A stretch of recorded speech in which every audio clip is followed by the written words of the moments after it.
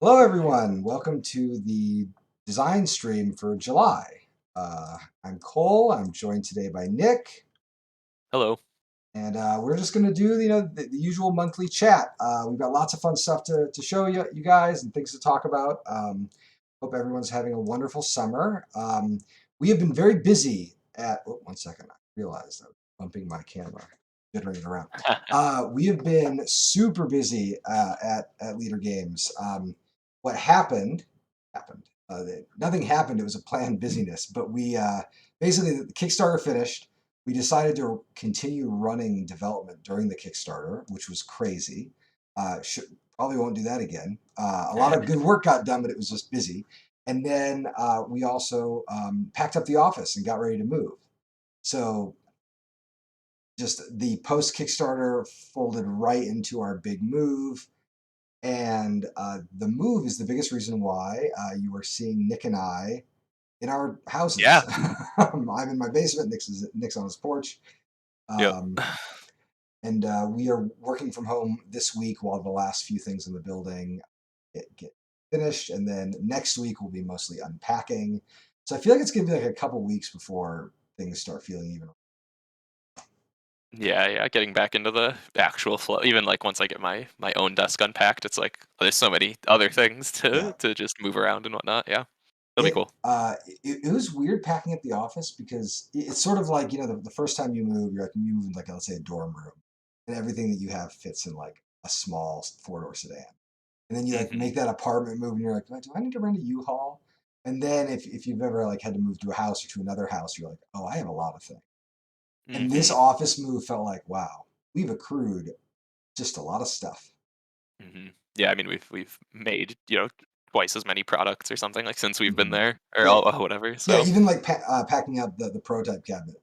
yeah, like our Like, own stuff. yeah, we're like, oh, there's just a lot. I mean, like a lot of computers. Like we moved all the computers ourselves, and so just like seeing them all on the tables and floor of the basement, and being like, oh wow, we have like it's a lot of just tech that the studio needs. Yeah. But it's all good, and we're super excited. I think what we'll probably do now that I have like some cameras and some fun things, we can probably do like a studio walkthrough that maybe for our next design chat we can do it like a live studio. Get the chest mounted cam going. Yeah. OBS. Wait a second. One second. My audio. I'm gonna check it right now because there's so much to talk about. And I don't be listening to bad audio. Okay, is my audio better now? Maybe.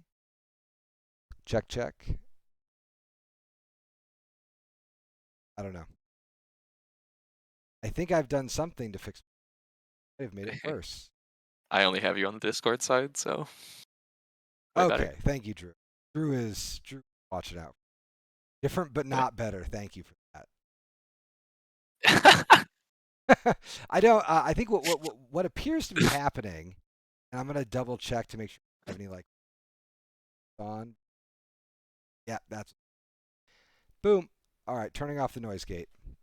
There you Okay, that should be better. I'm just gonna make Nick quieter, and then just we'll force hopefully be just force about at the me. same spot. There Force we me go. down. Yep.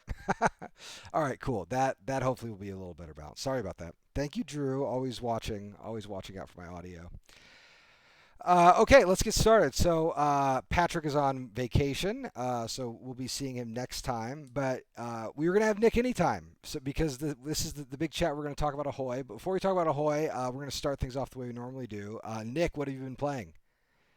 So yeah, we had a big old break from work. So I played a lot of video games. I've been playing Neon White a lot, the speedrunning shooter game. I've been competing against one of our, I'd say, office acquaintances, one of our playtesters. We have each other Mm-hmm. on Steam, so we've been going at it. New Cuphead DLC came out, so I restarted Cuphead, and I've been playing that. Played some pickleball over break, Nice. and Me too. I'm ready yeah, for a that's about it. rematch. Yeah.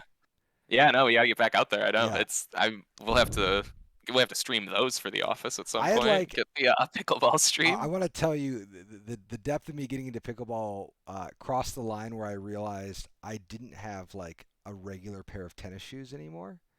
because Sure. I have running shoes and then like just And work a biking day shoes. like bike. I have a lot, yeah, but no, I didn't have like an actual like court shoe or like a tennis shoe, Hmm. and so I like went out and got some. I was like, okay, this is I've now crossed the threshold Yeah. because now I have a pair of shoes for like playing tennis and playing pickleball. I Yeah. also don't tell anyone. I know we're on stream, but I think I'm going to spend some time looking at painting some lines in our lower Oh, on parking the. lot Oh, because for the lower sure. parking I lot was already. Yeah. partially done. I just spent some time researching it, got provisional approval from Ted, so we can I was maybe. already considering this Yeah, too. I Yeah. think I know the right paint to get. We can get some rollers. We can actually like set up a Yeah. proper court. It's good. It's I been can paint a straight line. Yeah, I yeah, know what I'm sure, doing. Yeah. surely. Yeah. Yeah. So I'm excited. It's been fun to like I don't know, just kind of get in to have like an outdoor sport to get into. It's been really fun, Hmm. especially because pickleball, and this is something that Nick and I have talked about, has like a pretty like low skill. Maybe I don't know if it has a high skill ceiling. It's like pretty good to get okay at. It's pretty easy to get Yeah. okay at pickleball, and then you can play good games against people who are a lot better than you and still have a good time, which is nice. Oh yeah. Yeah. The court's by me. There's a bunch of people, twice my age that I'm like worried to compete against because I know they'll still whoop me. Yeah. Like. No, I like my dad who has like had his hip replaced, who is a little hobbly. I was playing pickleball with him, and he was killing me. He just has like Yeah. good tennis fundamentals, and we had a really close match. That's fun. Yeah, what else did I do? Oh man, my big this nobody's heard about this beyond my friends and Maddie. I rediscovered that a bunch of people online have restarted playing an old format of Yu-Gi-Oh.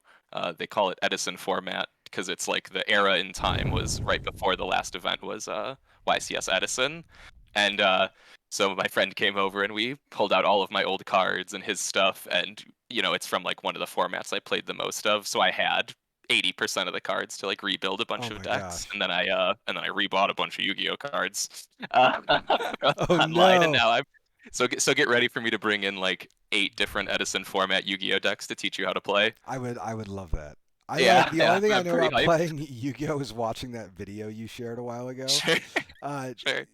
Nick shared this video, which I want to explain it because I'll butcher it more than you will, which is basically some like somewhat renowned player of games streamer. It's DayZ, right? Day It nine. was yeah, it was day Yeah, nine sorry, StarCraft. day Yeah, yeah. nine. Yeah, playing Yu-Gi-Oh for the first time with the app and just being baffled by the design choices, and it's a Yeah. real delight. I have been playing a bunch of things lately. I've been playing a lot of Carnegie, which we played in studio, and I think Hmm. everyone at the table was very mixed on it. I think different levels of mixedness. And then I went back and I was like, I kind of want to play it again. And now I've played it, I think almost 10 times, and it's I think really good. Um, it like takes a while to figure out what the actual like heart of the game is. Hmm. But I'm finding myself really liking it. It's kind of I think it's from the last era of Euro design. So okay, I should restart how I'm saying this. Carnegie is like a Euro from 2013 or 2014. So it's like right before they got really baroque, um, and I think it's just really well realized, and I love how much telegraphing there is and how much parasitic play. I think it's really interesting. And I think Xavier George's stuff is cool generally, but I want to play it with you again, Nick, now that I know like how to teach it and explain it. Because Yeah, the yeah, entire game is like just putting yourself in a place where other players have to give you money to do the things they yeah. want. Sure. And it like I think Interesting. that is where the game like really is kind of taken off for me. Um, and I will then definitely try it again. the other game that I've been playing a lot is Blood on the Clock Tower, which has arrived finally. And I don't have like a group right now. It's like a perfect game for the office because we have a lot of people, in the office. Um, but I found that there's like a great app, and it's like pretty easy using a Discord bot to play Blood on the Clock Tower on Discord. Oh, And so really? over the weekend, I just played a ton of Blood on the Clock Tower and flipping fell in love with it. I think it is the highest praise I can give it is that it's as good as all the reviews say it is. Like it was one of those things where I was like, people getting carried away. It's like crazy that there's been so many positive, just really glowing reviews of it. And the first time I played, I'm like, oh no, this is so. It's just so well built. It's like I feel like I finally have an answer to the question of like, what game do you wish you would have designed? Hmm. And I'm always like, well, I don't know. Like I admire a bunch of games, but I don't feel like I wish I would have designed them. Blood on the Clock Tower, I feel like I wish I would have designed that game. It is so like the way that it takes the standard social deduction formula and then tweaks it in like 8 very interesting ways. And with those things, it takes the game to like a whole nother place. So yeah, it's amazing. I think I think that people who love social deduction games will love it, and even people who don't like social deduction games might give it another spin. Like because I do think that it is just so much better than any of the other ones. And it's one of those games. It reminds me a little bit of like the Gloomhaven or like what I think of as like the Oath Gambit when it comes to game development, where you say, what if we just tell our players the game that they're about to learn is a little complicated, and give them permission to not play it because it's complicated, but also give us permission to say like, hey, your first game is gonna suck. Everyone's going to make rules mistakes. It's not going to make any sense. Game's going to break. The person running the game is probably going to make a critical error that screws up everything. And when I went into the games that we played this weekend, I kind of just told folks like, hey, this game's kind of complicated. We have to play it a couple times for it to work. And what was interesting is even that game was a disaster. I was playing as a moderator. I screwed up a bunch of things. But at the end of the game, everyone said like, oh no, let's like play that again right now. And as we've played it, each game has just revealed like, oh shoot, there's a whole like chamber here that we didn't even go into, of strange. How long does it take roughly? It's like it takes for I think if you have like 5 or 6 or 7 people, and I was surprised it played so well at low counts. It takes a half an hour, a little bit more. Okay. And then I think if you had a big group, I could see it taking like an hour or a little bit more. But it's not bad. And because there's no player elimination in the same way, they're in it the whole time. So it doesn't have that usual, like the classic problem with like a Mafia game is someone dies right away, they have to sit and wait and watch their friends argue at each other for 45 minutes or an hour, and then you do again and maybe they die right again. And in this one, everyone's pretty engaged like all the way to the end, and there's just so much more room for interesting bluffing and also collaboration. I think that the other thing that the game really does, and I don't want to this isn't a Blood in the Clock Tower review, but the other thing I know you love collaboration though. I love it. There's so many interesting things to talk about on the good team. Like there's just a lot to figure out. And so it feels a lot more like a murder mystery, like social deduction puzzle game. It's way more like a puzzle room than it is like is Barb lying or not. Like that comes into it too, but like the just the different types of lies that work in the game and truths are so interesting because it's like as important, I think, and the game does this because it introduces a class of unreliable information. So I could be telling you the truth, but also be wrong.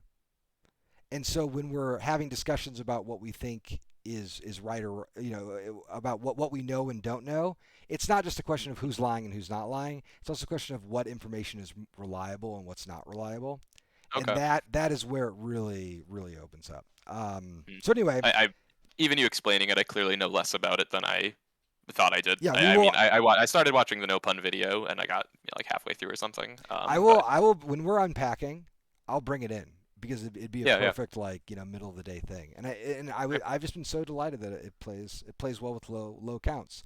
Outside of that, I am trying to resist the urge to buy the new Turtles game because I love it's like Shredder's Revenge or something. Yeah, Shredder's Revenge. Yeah. I really want to play it with my kids, and I'm always like, hey kids, do you guys want to play a Ninja Turtles game? And they're like, no. I'm like, okay, I can't bring it. If they want it, I will buy it. And we'll play it. It's about being all of the Ninja Turtles, not going to run through it as just Donatello or something. That's just sad. Exactly. It seems really good, and we would get it for Switch. Next time Drew comes to visit, Drew's been playing some of these games with us, and next time he comes to visit, we'll definitely do it. Sure. Cool. Yeah, that's pretty much been it. We're like, I feel. Summers are such a strange time here too, because I do feel like the studio relaxes a little bit. It's like easier to take a Friday off. Folks will go to the lake or whatever. We can go on outings. But we're also really busy, especially this particular summer. Yeah. I think there've been a couple games that we've finished in May, and then the summer has been kind of like a recuperative period. And this is not like that at all because the ARCS Kickstarter is over. We are working on ARCS full speed ahead. Um, and then, of course, we're like gearing up for Ahoy. Now, and before we like switch to chat mostly about Ahoy, I just want to give a little ARCS update. Development is ongoing. Art is on. Everything's moving. I'm hoping that by the end of the month or maybe early next month, we will have a new version for the Kickstarter for anybody who wants to play a new updated print and play. It probably will not have the campaign in it, but it will have all of the content in the base game, or almost all the content in the base game. And the campaign would then follow a few weeks after that. So all that stuff is coming. It is working. It is working along. Um, I'm really excited about the changes. There are things that I talked about on the last design stream where I talked about how with the base game we were looking into like a scenario / mode version of the game where when you're playing the base game, you're sort of picking which of these legends you want to play, and then that loads in a particular scenario. Some of them are quite asymmetric, and some of them are not. And these scenarios, they aren't really scenarios; they're more like modes of play. And some of them might be very negotiation focused. But what it allows us to do is offer people who have just the base games an understanding of how big and strong and robust the larger system is without asking them to play like a long campaign game. So we've got 2 of the legends right now that we've been testing. The third one I have written up, but I'm going to be starting to test it hopefully later this week.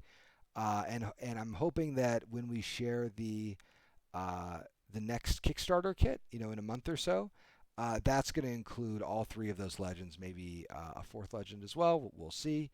And then there will be various updates about the campaign stuff as we move on. Basically, everything's going really well. We just have to do a lot of testing and work to get it done. And that's pretty much all I'll say about ARCs. I'm happy to take questions about it later. The main thing, though, that we're here to talk about is Ahoy, which we can finally start talking about. It's time. It's time.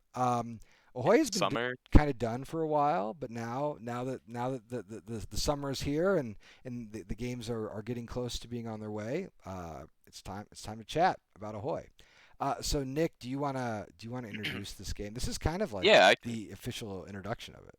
Yeah, this is I've been very official from my my patio office as well. But yeah, so yeah, I don't really know what I'm talking about, but yeah, Ahoy. Originally, I also thought it's funny. This is the designer chat. I mean, you're a game designer, but Ahoy originally designed by Greg Loring Albright. Not with us today. Currently, he's not here today. That's a weird way to say that. He's not on the chat. He's not in the chat. He's not chatting here. He's doing well. He also is. You could look at Block by Block. He recently had on GameFound. He worked on that as well. And some other stuff. But it was brought to us as Hyperspace Smuggler. It was. Hyperspace Smuggler. It was brought to us, and it was a lighter asymmetric at the time space themed kind of dice placement game. And it had been floating around. I mean, Greg had it for a while, various versions of it, as far as I understand. People on staff had seen it even like years prior to when I had. So he'd been working on it and pitched it to us at one point as like a vast style game or something. Yeah, it's like vast, the something skies, or it was like vast the scattered steampunk. Stars, or And I'm gonna interrupt to say one thing about the pitching process. We get game pitches all the time, which is only surprising because we explicitly tell people we don't want game pitches. But every once in a while, someone writes me a note and they're like, "Hey, I've got this idea for a game, or I've got this thing I really want to show it to you." And usually I will try to see, I don't know, like 5 in a show. And these are done pretty informally, and the only times I really want to talk to folks, I mean, usually actually if someone says they want to pitch me their game, the first thing I tell them is, can I see the rules? And that scares away almost everyone. Yeah. But if someone, in Greg's case, I believe Greg sent me the rules, and I said, okay, this seems kind of intriguing, and I went to see it. And usually when we go to these pitch meetings or go to pro spiels, we play a lot of good games that are bad fits for the company. In Greg's game, I played it and immediately thought, oh, well, this actually is right in our wheelhouse. And I went and got you, Nick, and I can't remember if I got anybody else from Step. Might have been like Drew was with us. I can't remember. Yeah, I think it might have been Drew or Ted or something. And then we went and played it, and it was interesting because it was like it was an interesting game, and there were elements of it that just clearly stood out as like, well, that's a good hook. And so then what happens, just on the process side, is games that we are interested in, what we'll usually say is like, hey, can we take the kit home with us? And or send us the files, we'll build our own kit. And we kind of tell folks, hey, we don't want to sign anything until we really know that we want to do this game. But if you're interested, we can like lightly hold it. And I usually tell folks if they get another offer, just let us know, take it along. But just kind of let us chew on it. And so this game sat in studio for like a year. Yeah. And it wasn't sitting idle. We were playing it and there were questions about theme and product and price point and all those questions. And it was kind of in this cohort of I think like probably 2 or 3 other games, and we knew that we wanted to do another game, and we wanted to have you do it because you'd done such a good job on Fort. But we had no idea, I think, at the beginning of that review process, which of these titles. And it was over those plays where I feel like Greg's game really distinguished itself. Yeah, I think so too. Because we had, I mean, like you mentioned, there's, I'd say even still in my office box, multiple prototypes of things that like I'd even say are still always like in the in the review a little bit.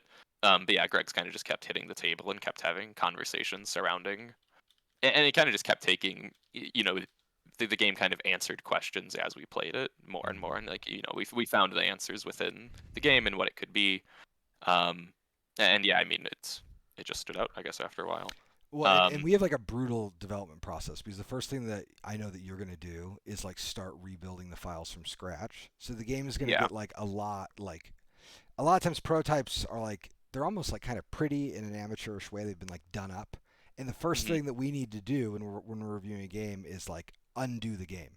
Like make it black and white, take all the only colors I want to see in a prototype are needed for gameplay purposes, right? Yep. And so Ahoy got kind of utilitarian initially, and we would like does the game need victory points? Do we need this? Do we need that? And what would happen is we would work on the game, we'd make a bunch of changes, and we're not like telling Greg, we're just playing. We're just trying to see if this is even a reasonable thing. And it's a good sign when you'll make some design changes because we'll think something's broken. And then what will happen in the course of playtesting, it will start rebuilding itself very close to what we actually were pitched. And I think the victory points are a great example of that, where we went through like 3 different versions of victory points, and then eventually the thing that was settled on was kind of similar to what it was originally. Yeah, pretty much. Yeah, nearly identical to the original. That's development, baby. That's what I do. That's my job. Dance it around a little bit, bring it back to the same.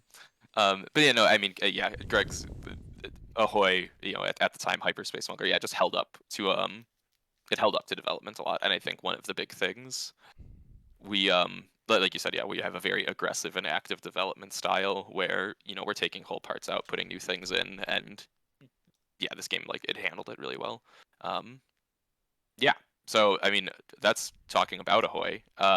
So I mean when it we started to actually take it into the studio, is when we started to kind of have the conversations about like what is the game going to be? Is it going to be space themes? Because this was like Ark was like known it was going to happen, kind of like we knew we were doing we knew a space game was being worked on. I knew there was a space game roughly on the schedule, right? Yeah, right. It was in that like Void Lich. But there wasn't a name or anything. Yep. Yeah, because that was in the Void Lich. When we were deciding what that was going to turn into. Well, so we go ahead. Well, there was this interesting like not a problem, but we also kind of knew what we wanted. Like so, okay.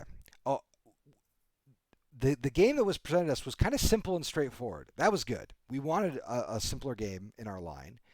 But it was also like not the kind of thing we'd want to kickstart. In the same way that like Fort was not a game that we would want to do crowdfunding with. They're just at that price point, there's just not a lot of wiggle room, and people have a less tolerance on a crowdfunding platform to invest their money in a smaller game.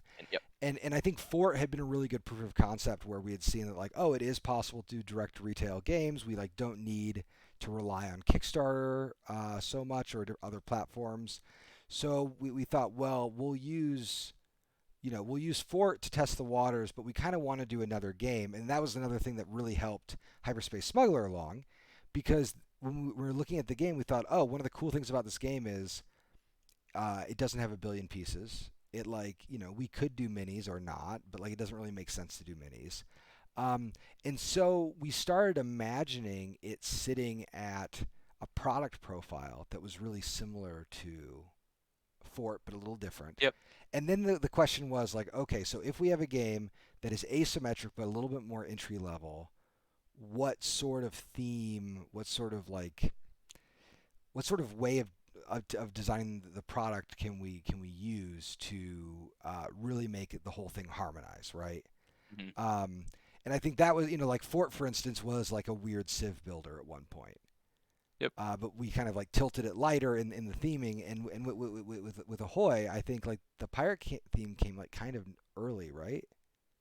Yeah, I mean, when we were trying to find, because I mean, the game again had been Hyperspace Smuggler as the prototype had been, clearly developed, so much and worked on. A lot of things make sense. You can't just, take it and put it, somewhere else. You can't just make it take place on the city streets or something. It doesn't make sense. So when we started going through it, there weren't, frankly, a ton of options for ones that narratively made a ton of sense.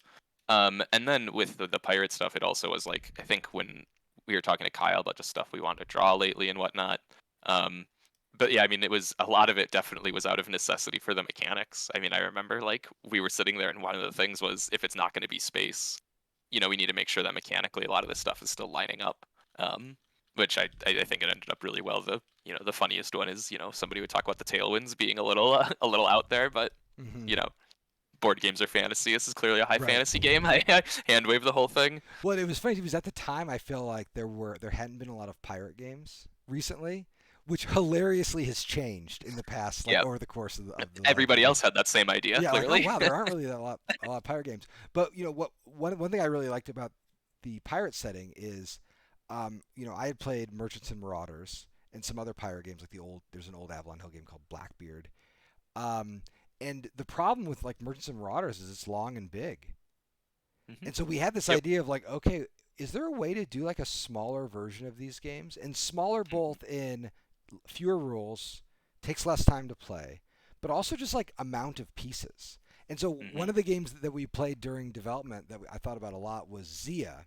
Because at this point, Yeah. I was working on a space game, and Nick was working on I think Arcs was already happening at that point, and you and I were both struggling with map shape and movement.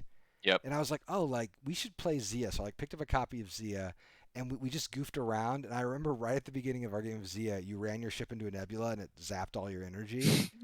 And you had this moment where you're like, I think I think I think this game's great. I can't believe they just took all my resources, and it was a really good moment because I felt like it kind of rung a bell and said hey, goofy things can happen in these games. Yeah. It's about the narrative grounding a little bit, and also you have to just choose what parts you're gonna make really strategic and what parts where you're gonna introduce the noise. But then I felt like we both went to our projects with a lot of lessons. No, Zia definitely had a ripple, a ripple through the studio at that those 2 weeks for sure. Yeah, Zia is wonderful. But then I think it gave this really cool imperative to you, which was Zia, Merchants and Marauders, heck, even Star Wars Outer Rim. These are games that attempt to do single ship storytelling, but they all have just a ton of pieces. I even I taught myself how to play Outer Rim just by reading the rules and watching some videos, and I was like, there are just so many little cards. Which it sounds like such a goofy thing to complain about. No, I know what you mean. But I always think about I always associate Fantasy Flight with just a lot of decks of mini Americans or mini Euros or whatever. Yeah. And I think so as you were going into Ahoy, we would be thinking okay, let's keep the number of components low. Keep the number of classes low. And by classes, I just mean different types of cards. And then development went along. There was a lot of time spent on getting the asymmetry right, and then I felt especially compared to other projects, it was similar to Fort actually, where the design kind of roughly locked, And then it had this really long development where we were mostly just like playing for balance Yep. for like months Because and months. a lot of little things had changed enough that it was like kind of making sure we hadn't, the bottom hadn't fallen out on the game a little bit. And also it was a lot of it was showing it to tons of people because it is trying to be our like lighter asymmetric introduction. I mean, it's the lightest asymmetric game we have by far, Yeah. and making sure that people were like reacting to that and understanding that appropriately was a big part of its development. Um, yeah, that honestly was such a big part of it. And then messing with it's where Zia's inspired. Like I think about too was the smuggler roles. Had a lot of development was focused on making sure that those roles felt unique and that they had something interesting to do throughout the whole game. And yeah, using like only because Ahoy's product profile is meant to be a bit more contained, so we're not looking for. It's one of those developments where you're not looking for solutions by creating another card mechanic or creating another bidding system or something. It was the type of profile where the problems kind of needed to be solved within the Yep. system in general. Yeah, and I think that the smuggler role was a really interesting dev challenge because depending on who you ask, the vagabond is either the best part of root or the worst part of root. And Yeah, one of the I think the core, smuggler will be similar. yeah, well, one of the core like things about the pitch of Ahoy is that you have a kind of government player and you have a kind of revolution player, like the Cats and the Woodland Alliance, and then the other two players are both smugglers. And so we wanted them to feel a little bit more integrated into the core space of the game than the Vagabond. Mhm. It also having two smugglers, like we wanted them to like have a lot of reason to fight each other and to interact with each other in interesting ways. So we like wanted every faction like Vast and like Root. Every faction has both soft and hard interactions with all the other factions, and then we had to make sure that like the 3-player game felt really robust, the 4-player game felt really robust, Yep. and the 2-player game felt really robust. And I will say, I think this is probably either this or Fort are my favorite 2-player games the studio's made. Probably, yeah. I I'd just agree. think like Ford is a very good 2-player game.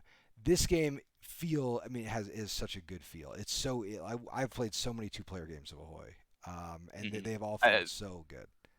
the best one of the best I'd say like praises for the 2 player of Ahoy is that you don't feel like you're like missing anything of note. Like when you play the 2 player, you're like, oh, this is just a full 2-player game. I don't feel like there's not like a bot smuggler I need to do or automate or something. It like feels really natural, and I think Mm-hmm. that's really good for it. And then yeah, as you say, we have One Piece. There was a grip of One Piece art on the board I sent Kyle at least when Nice. at the beginning of the process when talking about one of the favorite parts definitely is making a Pinterest board with just a bunch of art to show Kyle of like, oh, this is the kind of stuff I'm Yeah. into or thinking about right now. And yeah, the fisherman pirates from One Piece, and then there was some art piece of this like shark in like general's attire that like inspired honestly that whole faction, obviously, Yeah. like the whole design for them. Yeah. Ahoy occasioned my favorite meeting with Kyle that I've ever had, where he sent me a message and just said, "Can we talk about sailing for a while or something?" And Yeah. so Kyle and I we talked about how sailboats work, and I shared my favorite sailboat YouTube videos, Hmm. and just had a flipping blast. Um, I will share with the chat. I'm going to ask a question for you, Nick, and then I'm going to share my favorite sailing video with the chat. Okay. The question that got asked is, can you play a 3-player game with 2 smugglers, and why not? If the answer is no. You can't play a 3-player game with 2 smugglers. Correct. Why not? Games are hard to work on, man. No, yeah, the dynamic doesn't work out for you need games still at the end of the day need like core conflict, and definitely the two big factions, the Bluefin Union or the Bluefin Squadron and the Mollusk Union are like the core conflict, that then allow for other players to intervene in that conflict, play sides of it, and stuff like that. But yeah, you do need that first conflict. I learned about Haul Out the Spanker. Yeah. Yeah. Yep.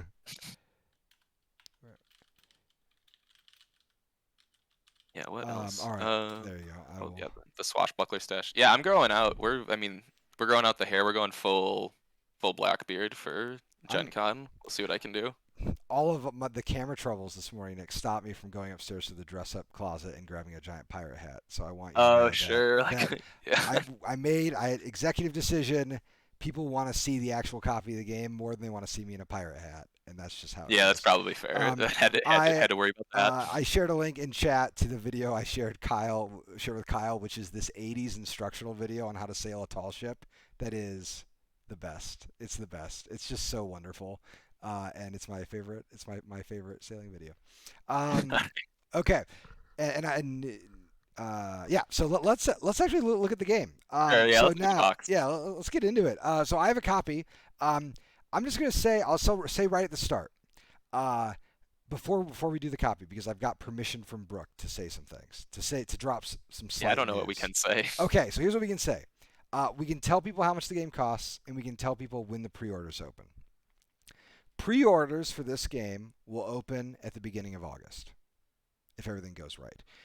The reason why there's kind of like air quotes around everything I'm about to say is because shipping's complicated right now, and we're doing our best. So just like know that pre-orders going to open up in early August. We'll do them like Fort, where they'll be open for a while. Prospective players, people who pre-order it from us will of course get it first. The game will have a retail release afterwards. It'll be a lot like the way Fort was handled. The price point for this game, I think, is really exciting, and I'm super happy that we were able to land it. So we worked really hard to make this an entry point into the wider world of like interesting asymmetric interactive gaming and our whole studio style. And that meant a smaller rule book. That meant making the game easy to teach. We're going to have a really great teaching video up for it. And it also meant trying to find a price point and a price profile that was really friendly to prospective buyers. And so the game will be hopefully $40. We're still finalizing it, dotting our I's and T's, but it's going to be $40. And it contains so much stuff. So $40, and the size of the box that you'll get ready to see in just a second is pretty much the exact same size as the Root River Folk box. Okay. All right. Let's take a look at it. So I'm going to let Nick go over here, and then I get to be the hands. Here it is. Nice. There's Ahoy. My camera apparently was slowly falling while we were talking earlier, but I fixed it. Oh, funny. I like this. And then I will look at the stream. You will need to look at the Twitch camera. stream. Oh, this works. It'll be with a little bit of a delay, but this will all make sense. There it is. Yeah. There's Ahoy. There's Ahoy. Okay, and I've got my little setup here, and I'm going to one second. I'm gonna change my headset situation. One moment. Switching over. So yeah, as you mentioned already, this is a essentially the same size as the Riverfolk expansion box, but just the tall way. There we go. Nick got to watch me spin my headphones around, but no one else got to see. All right. I completely forgot about this game with the arc cycle. That's how we get you. It always was like I always feel a little bad for you, Nick, because all the projects you've worked on have been like work on in secret, and then we are going to save it all for a big reveal release later. And so the fact that like the first time we're showing this on camera, it's not like printed out on printer paper, but is actually like this is an actual production copy of the game. It's why I call myself the Beyonce of leader games. It's true. The surprise drops. Just suddenly Lemonade. Exactly. Or whatever the new one is that I just listened to. Whatever it was, and already forgot the name of it. Not a good sign. Okay, yes, and please do subscribe to the Ahoy BGG page. We will be posting over July. We'll be posting dev diaries, all kinds of things about the game. There'll be art drops, lots of fun stuff. Okay, cool. And now I am moving a little bit far away from my computer screen. Let me make the text on this page larger so that I can still follow along with comments. All right, and then here we go. All right, so I'm going to let Nick talk mostly about it, but I just want to show folks, here's the box. Whoops, one second. I got to get my business together. It's a mess. All right, there we go. Oh, wow. Thank you, PJ Darker. That means a lot. Yep. And here's the Ahoy box. My camera's awfully close, so I don't have a lot of room to like show you. You can see, by the way, here's a fun studio note. We label all of our games if they're in the cabinet. Classic good box, and a lot of this layout was done by Patty. Really good box layout practices here. So like we have a vertical spine for people who want to store it, like a bookcase game, and then the other side has it like that. Whoops, nope. Here's the camera. And flip it over too. Yeah. Might as well see the back. Our box backs are always getting better, and this one is like one of the best ones. Really good. The core details here: 2 to 4 players, 14 plus, 45 to 75 minutes in time. And I would say that's pretty accurate. Like a 4-player game, you can usually get through in under an hour and a half once players know what's up. For sure. Yeah, okay. for sure. Should we open her up? Yeah, let's get in there. Okay. There we got some internal It's so printing. funny. I love this interesting delay. Oh, yeah. I guess I can look at you and guess what you have in your hand ahead of time by about 5 seconds. All right. Well, I'm now holding the Comrade token stickers, which we've already applied. Yeah, we've already peeled those off. One of the small things you'll have to do assembly-wise is there will be some wooden discs that you'll sticker for the Comrade tokens to put their little shelly faces on. Yep, we'll see in just a second. Got the same size rulebook as Fort. Yep. And we have really loved working with this like kind of chat book style. Like even the Arc Space Kit is probably going to have this size rulebook. I will say I like working in it because it forces you to limit how much stuff you can say on a page. Yep. So you'll note that like these pages have many more, like almost as much example text on them as like actual rules text. Yeah. Josh did a ton of really good work between the rule book and then those little player guides that you have there as well, about like just getting the game rolling for people. I've seen people sit down and learn the game super quick, which is always exciting. Yep, these the little pocket guides came from a similar instinct to Fort's, just like give every single player one. They're cheap and easy to make, so might as well give people the most critical information that they're going to need all the time. Yeah. I love it, and I love this little fish friend. I love the warning at the beginning that says to like please read the rules. Yeah, like this guy don't teach you enough to get going, but like you should read the rules. Yeah. And then we got some punch board. Is this more than 2? It feels like a very full 2, just in my hand. What do you? Oh, 2 millimeter. Yeah, I think it's just 2 mil. Just regular 2 mil punch. Yep.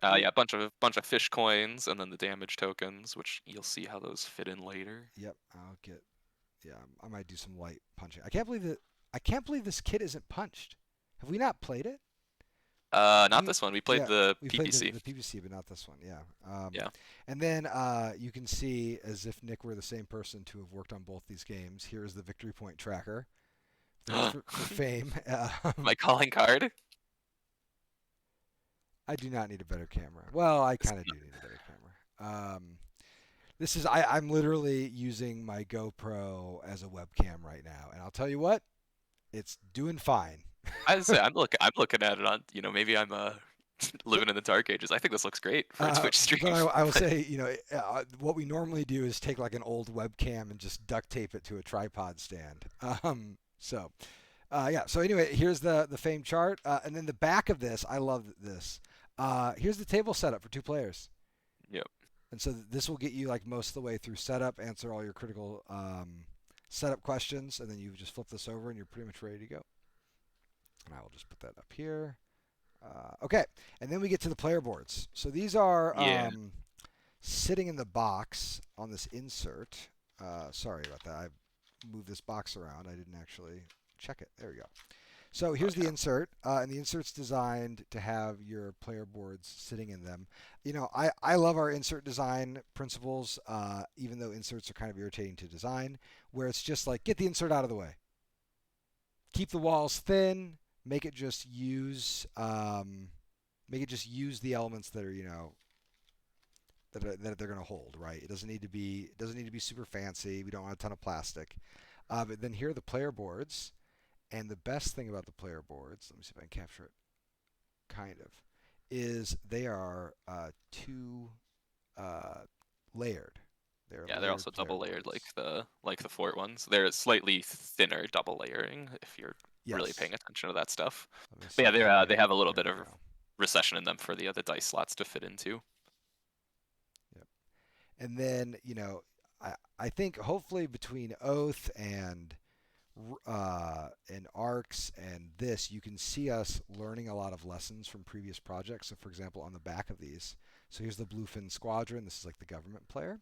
And on the back, they have like a little guide to the Bluefin Squadron, which says like, here's how you're doing your setup, and here are the pieces you get here at the bottom. And then there are some good a little sea shanty that Josh wrote, and then it kind Yep. of just gives you like a little guide to the player. All right. Yep. And these are good. They're not, they're going to sit pretty flat. I can't really show that because of how I have my camera set up. But they sit quite flat. You're going to get one thing. The one thing I wish folks understood about like getting boards to sit perfectly flat is that it's just a matter of relative humidity. And so if your Yeah. boards like pop up, if they bend up, don't bend them. Instead, let them adjust to the humidity, and then Buy a turn them. dehumidifier. Yeah, buy a dehumidifier too. But also like, so I actually did this with. Normally, I had a game that the pieces were dishing bad. Whoops, that's not how to describe it. They were dishing like that. Boop. And I just let them dish, and then I flipped them over, and they pulled the other way. And after sitting out for like a day, they were fine. So don't break your dang games because something's curling up. But these are super thick and solid. Really nice. Yeah, they came out great, and I don't know, just another leader game style graphic design. All the information's kind of just right there with it for your player board. And then Easily labeled. the player boards are designed to hold dice like this. Yes. So this is like a dice. I wouldn't call this game a dice placement game, but this is how you do your actions. I would. That's interesting. Yeah, I don't. You place dice. I don't know. I guess. It's Yeah, dice I guess you I do. would call it Yeah, dice I guess you placement. do. Yeah, it's the central mechanism. You're going to roll your dice each turn and then use them to activate your actions. Yeah, it feels really good. And then I mean, I love. I think one other thing that I'll say about our design ethos on this stuff is just put text where you need it. Like don't if you don't need text on something, don't put it. But we just are unafraid to have text on here, as opposed to like having a weird kind of like icon hieroglyphic. Yeah, they're great. And then they can be damaged. So if you get damaged, you put your little piece right Put the there. little blast hole to cover it. Yeah. And these damaged pieces, there's enough room that they easily come off. And they're also we use like 1.5 mil or 1 mil for the top board, and these are 2. So there's a little lip, so they come out. They stick out. Easy. Yep. All right, I'm gonna put that back in. So there we go. All right, cool. Anything else about the player boards you want to see, Nick? You want to show? No, I don't think so. I mean, I was gonna say yes.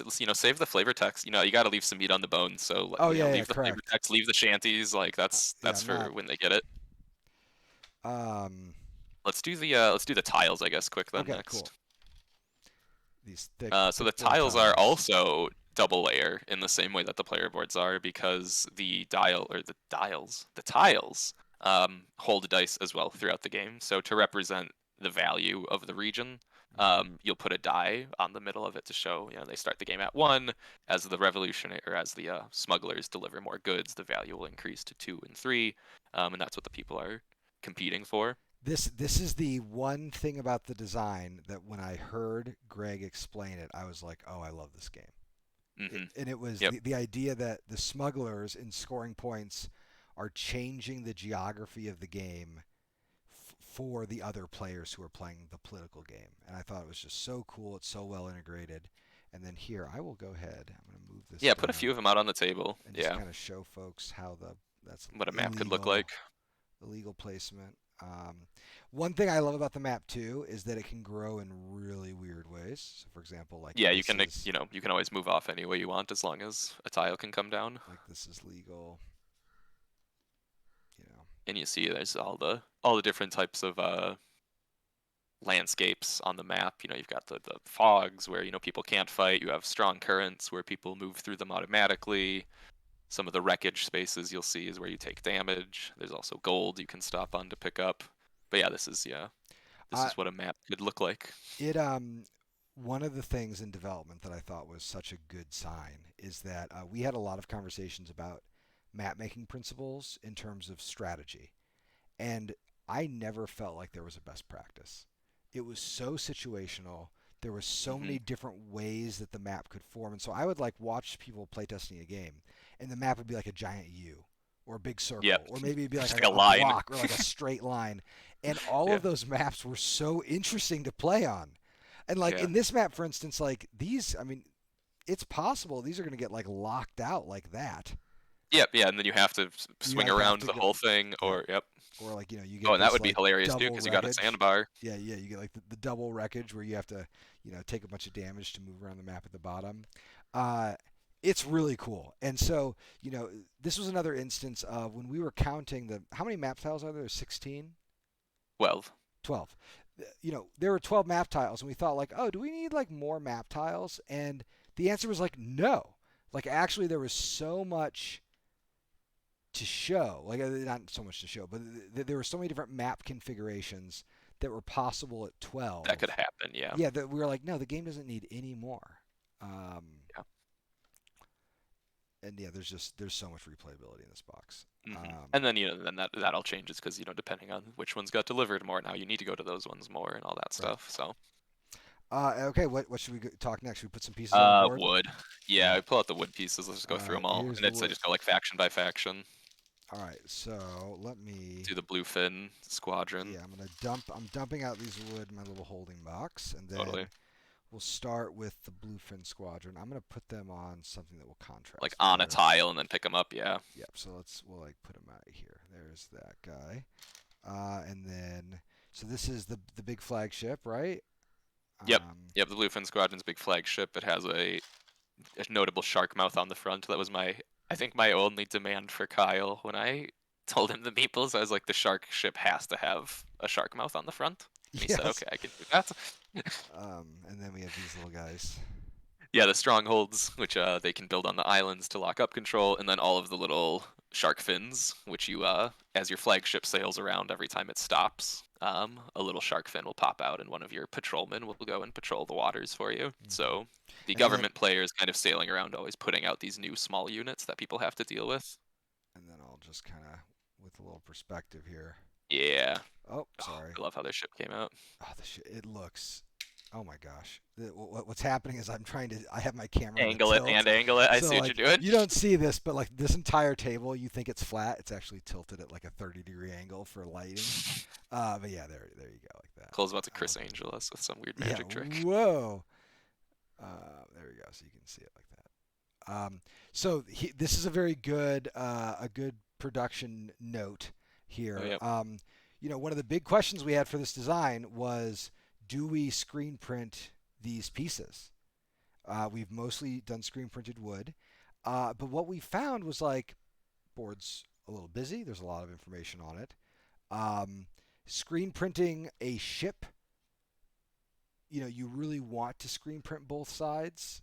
Ideally, and like that would be very expensive. And we would have to make these wooden pieces, the designs, a lot simpler and a lot smaller if we were to screen print them. And I think especially after we were playing with our pieces, we were like, no, like let's just make giant wooden pieces. Yep. Because this is a big, I don't have like a root piece on hand, but these outposts are probably the same amount of wood as a root piece. They're a little bit more maybe. And this we tried to make the flagships, at least for the bluefin, more similar. They're closer to like an oath piece. They're not as thick. They're not as thick as an oath piece, but they're big. Yeah, they're great. They really like cast a shadow. Okay, so there's those. There are some more patrol ships I didn't bring out, but those are all. Yeah, they've got even more fins, but yeah. And then let's go to the Mollusk Union. My favorite pieces in the game. I love them so much. There's their flagship. Yep. They have a few ships because they can. They start out the game with just one of them, but depending on how they spend their revolutionaries, they can get out more of them or the comrades they're called in this. So yeah, and then there's the cutter, which has the big claw on it, and then the gunner there has the cannons on it. That one's very good at fighting.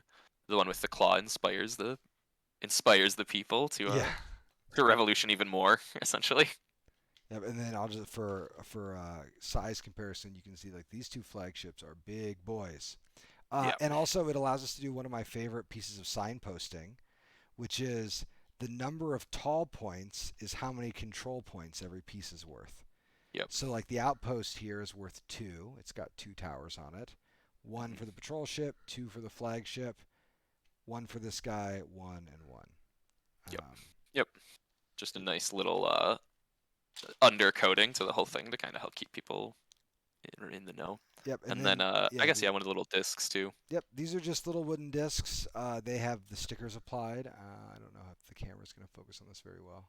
There we go. You can see this little revolutionary guy. Yep. Good little piece. I don't know. That looks like 4 millimeter thick, maybe. Yep. And they get stacked up, and this is kind of like the currency of the yellow player. Yeah, it'd be like, imagine if you could put out like multiple sympathy in a clearing or something. Yep. Would be like the weird analogy. So yeah, they put all those out, and then just the smuggler has their shippies. There are 2 smuggler ships, white and red. Yep, white and red. It's a similar palette to the one we use in ARCs. I mean, they're different colors, but it like follows that like white, yellow, blue, red. Yeah, it does like kind of ultra friendly to any kind of color blindness. Yeah, the stickers were for a few reasons. One, yeah, like they do have a lot of those tokens, so we didn't want them to be punch because you stack them up, and punch is like notoriously slippy. So we wanted them to be wood, but then like also if you want them to be wood and you screen print them, that's expensive. You can silk screen wood, but now they're kind of slippy again. So then we went with stickers because it kind of allowed all of the stuff to have the image on it. They're paper, so they're not as slippy. They stack pretty easy to like a stack of 4, which is about what they do. And yeah, it's a full printed image also, which is cool. Yeah, and I mean this is a good example. Like if you want a good image, the sticker is by far the best choice. Yeah. Even the really good heat transfers will get you like essentially something close to like 200 DPI or 150 or something. Well, I think it could be a little bit more than that. Whereas a lot of these are printing at quite high DPIs, and they look great. I mean, they look nice. They look as nice as anything that's printed. And you're right, the sticker actually does give it like a tiny bit of grip too, which is cool. Yeah, they stack easier. Remember, my whole table is tilted like that, so these aren't falling. What else is in that box? Oh, we got the whole deck of cards. So the dice too. Let's do the dice. Show the dice quick. Yeah, they're cute. The dice are cute. Agree. Got them. They're marbled a little bit. They got a slight marbling, and then the ones for the map, the ocean ones they got the little glitter in them, and they're transparent, so they all look nice on the table. This and this component hilariously is almost the exact same one that Greg had when he sent us. It is, yeah. It is nearly the same one from the prototype. So tell the factory like, hey, just do the glittery blue dice. They look great. And then these white dice are the combat dice. Yes. This is the component most likely for people to like come up with their own like 2 metal dice. They want to, Yeah, something cool to do later or something. But they work great. And there's some subtle variations in dice size, so that like the smaller dice go here, the larger dice are going to go on the player boards. Yep. Cool. All right, time to talk about cards, right? Yeah, it's. All right. Let's see how I should do this. I'm going to rearrange things a little bit. Oh, I hope everything doesn't just fall over. We'll see. Okay. So, some ships. There we are. Ships. Okay. Good. So, and we'll get these rules out of the way. All right. So we have a lot of cards. I guess I'll do them by card back. So it's not a lot of cards. It's like a deck, right? Oh, I lost Nick. Oh no. Discord crashed. It's all right. He'll be back. I trust him. It's okay. I'm just gonna do Phil's. Hi everybody. Nick will be back in just a second. Don't worry. Sometimes his Discord crashes. All right. Well, I have it set up so that as soon as he comes back, we'll be good to go. Oh, there he is. Back. All right. Turn on your camera. Yep. I mean, that's what the people are here for. Yeah, they want to see those flowing locks. Cool. There we go. And actually, your lighting looks a lot better now. Oh, great. That's actually why I wanted to fix it. That's good. So we'll just kind of start by Pulling up the I guess chat on my these, phone. right? Like, so we've got. So the game includes about. 1 second. Let's tilt this up a little bit. There we go. My camera is drifting very slowly. Good. I'm like setting up my phone next to my computer so I can read chat there. There we go. Got a whole thing going. So yeah, and I need to make sure the chat is up on my computer too. There we go. All right. All right. So we have about I don't know, 60 cards. It's like one deck, one brick. Yeah, something like that. It's like 50 to 60 cards total. The box will fit sleeves. Worry not, my children. Yeah, there's like quite a bit of space in that box actually, just like in general. Does the insert fit components. sleeves? I think it does. If you throw them in there, I think it would. I think it can. You might have to move some things around a little Yeah, bit. I think you need to put them in a different section. Right, but there is like space in this box. Yes. That's what I mean. Like, there's just tons of space in that box. Yeah. And the finish in stock is the same as. Fort. Yep. So these are like gloss or semi-gloss, and it's a pretty good quality stock. Yeah, and they're like not the they don't have the texture. I can't think of the word right now. They don't have a linen finish. They're not linen. Yeah. Well, I think they're touched because they're handled a lot. Yeah, and it's like the gloss ones are a little easier to clean. I also just like how the art looks on the gloss ones. The only problem with the gloss ones is they'll hit a glare, but sure, it's not usually an issue unless you have a very bright light right above your table because you're filming it. Okay, so these two cards are the. They're kind of like reminder cards almost, but they hold the rules for the rest of the Bluefin Squadron's pieces. So they contain the rules for the actual patrols, and they contain the rules for the strongholds. So you can put the pieces on there. They have all the rules written out, like in full good rules language, and then they have cool art on the back. And when you know the game, you don't really need them anymore. Yeah. I just keep them there because of the art. And then you have the first player card there, which is just a very fancy hat. Yep. Super fancy hat. Super and then fancy it hat. has the here's what you need to do at the end of your turn before you pass this card. Yeah, this before is you pass it. Another good example of the like a rules philosophy here. Like new players are going to be using the card like this. Once players know what's going on, they're just passing the hat. Yep. And then we've got these two cards, which are cards for the smugglers. Yep. Again, kind of just rules guides explaining the most complicated aspect of the smugglers, which is doing their deliveries. Just kind of a lot happens when you do a delivery. This card talks you through all of it, as well as your end game scoring. So more just reference material. It's just good to have around, though.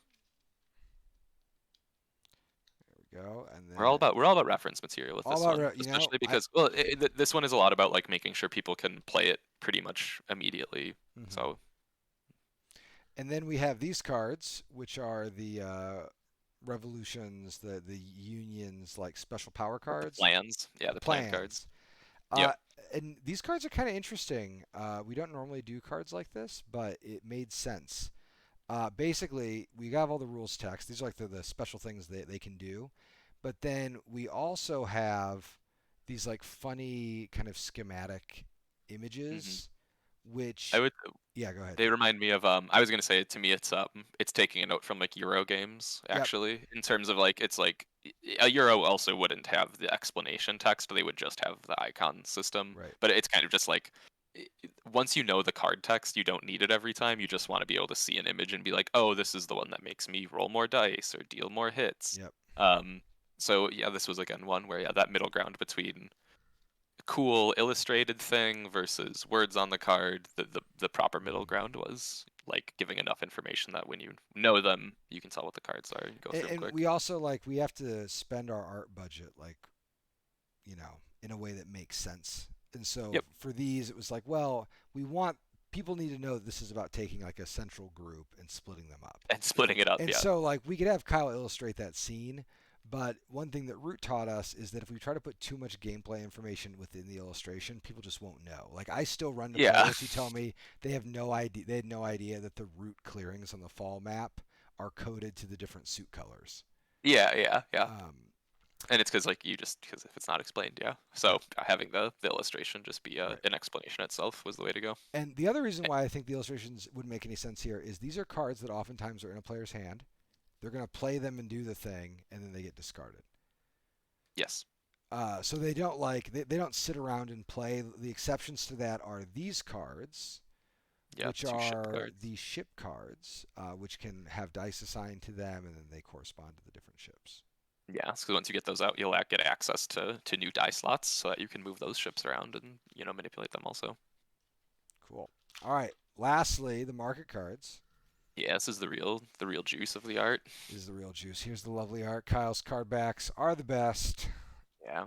So the market in this game works in a way where everybody has a location where they kind of can be picked up, where they live essentially, and there's 6 different island types. So there's the blue one there is the Parrot Islands. There's green Palm Tree Islands, orange Compasses. And so if you wanted to go pick up the middleman here, what you would do is you'd go to the Parrot Island, pay that 1 gold, and then you could add them to your crew. On the opposite side of it, the smuggler, if they don't want to take them as crew, they can go to that island and pick them up as cargo, and then their goal is to deliver it to that bottom colored icon. So you can see the middleman here has, if I get really close to my screen, coins that he wants to deliver. And I'll show you how that works in practice. Be right back. Because the Parrot Island. When you've got your crew, you usually keep them above your board, like that. And then when you do them as cargo, you just tuck them in like that, so people know that you've got coins that you're delivering to the Red Islands, or linen that you're just delivering to the Fish Islands. Yep. And then all the crew have cool, unique abilities. Some are they'll give you access to new dice slots. Some will give you passive abilities. And all of the abilities are also kind of keyed to the island type. So the Parrot Island ones are a lot about mobility. The Skull Island ones will often make you a lot better at combat. The Compass ones are also about moving around the map more, that kind of stuff. So depending on which islands you find in the game, you'll have different crew that you can gain and stuff. And do all these have unique art? Oh yeah. I couldn't remember if there were a couple that we had to. Yeah, no, they all have unique art. There's 2 cards total that have the same effect. So there's 2 convincing officials and 2 convincing comrades. That's because right. In this game, what you can also do is you can even recruit members of the enemy faction and then use them to convince the members of that faction to go against them. So yeah, there's one. Yeah. So you're the 2 convincing comrade, the convincing official and the convincing comrade. Yeah. Right here. Those are the defectors, essentially. Yeah, I love how the layout in these cards turned out. I'll say one other thing about the graphics design team, not afraid to use white.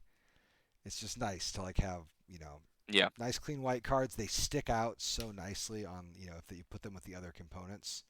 Mm-hmm. Are they all gonna look nice and harmonize? Here's the other convincing official. Sorry. Yeah, I mean these cards had I'll give us some credit. On first brush, these felt like a very easy layout idea and all the information they needed. But getting into them, it took a bit longer than one would expect, because there is a lot of some people even have the ability. So everybody has a suit they can be picked up at, but some cards you pay gold to recruit them. Other cards you assign a die for your turn to getting them into your crew, and then some effects require dice within their effect to do more stuff, while other effects are just text. So layout wise, it was kind of a bit of a there was a surprising amount of variety for what they needed as support, but I think it came through they all look really unified. I'm really happy with it. Yeah. Yeah, I think this is just. I felt like this was a game where it felt very much like the studio was just exercising its craft. Like, every problem that we ran into was an eminently solvable problem that we just had to Hmm. like take time and slowly figure out and all that stuff. And Yeah, yeah, there's so much good art in this world. they turned out great. And like these cards, very illustrated, but that's because like they're when they're in play, they're in play, and they Yeah, are they hang out on the board. yeah, they like do this really cool. And this is something that I've liked a lot. This a lot with how Oath's visual language works, where you have like different strata that you're kind of zooming out, and so you get this like lovely like image of the whole world when you have the map here, and which has a different level of abstraction than this art, which is a Yeah. different level than like the player boards. This game also does have some of that like to me part of this game's Zia energy. One of its inspiration is like the you can build up just a really cool crew. Like you could just go get like a bunch of people that do cool stuff. You probably won't win, but you'll get like you Yeah, can the game allows you to just like you want to just keep going out there, get the coolest crew in the world, like and then at the end of the game you're like, okay, well you needed to still try to save the world or whatever, but well, and I feel like I've seen games decided by people getting really amazing crews that have wild synergies, because right. all of these powers like really change how you think about the rest of the game. Um, they are very very different. It Yeah. isn't. It isn't. I don't think there's a lazy card in the whole set. And I see people who win because they got a cool group of abilities and they use them in a really clever way. And I also see people who win like with a very vanilla strategy. And so Yeah. I like Yeah. that the game has room for kind of both Yeah. things. Yeah, having people. I mean, one of the big things in development was making sure that crew was something people were using and using like often, Yep. because it was just like at the end of it, one of the most basic, I think, cool pirate things you can do is like go somewhere, get a person on your boat, and use them to do something later. Like that's just such a basic pirate thing, but like this game does that so often. Yeah. Yeah. I mean, I think that is a that to me seems like a very key element. Like, I mean, and I think we had this conversation a lot where we're like, what are the essential elements of a pirate game? What are the Yeah, essential things that players like need to be able to do? And that is certainly one. Cool. All right. Well, that's Ahoy. We will yeah, be sharing a lot of things over the course of the next month about it. We'll eventually, of course, be publishing the rules, and there'll be a teaching video at some point, and Kyle's doing art streams. And it's all going to be building up to pre-orders opening in early August, and the games then shipping to you all soon. It is really cool to be able to do this. The studio is in a spot where we've been able to like basically complete this game and produce it, and now we're at the time where we get to share it. And so we'll have yeah. a lot more to show soon. It's crazy how done you guys get to see this game. Honestly, Yeah, that's like it's funny to me that I'm like, yeah, a lot of man. yeah, First time a lot of y'all are seeing this. It's crazy. yeah. You don't have to stomach through my goofy like what half baked ideas sitting on my table. Um, Yeah.